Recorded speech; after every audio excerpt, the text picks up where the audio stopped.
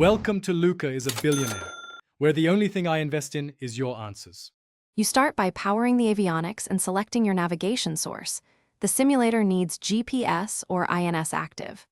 Once done, set your target altitude, heading, and indicated airspeed on the MCP or HUD so the autopilot has clear targets. Next, enable the flight director to provide guidance bars and press AP1 or AP2 to engage autopilot. This links the system to your MCP inputs. Make sure trim is reasonable and spoilers/flaps are in appropriate positions before proceeding.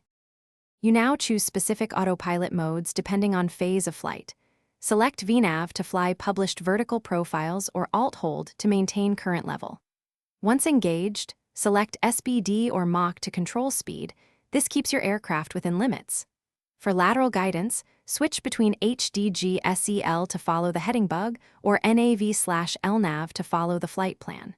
When approaching an instrument approach, arm upper or LOC and glide slope, so the system captures localizer and glide path automatically as you intercept. To finish, disengage autopilot smoothly.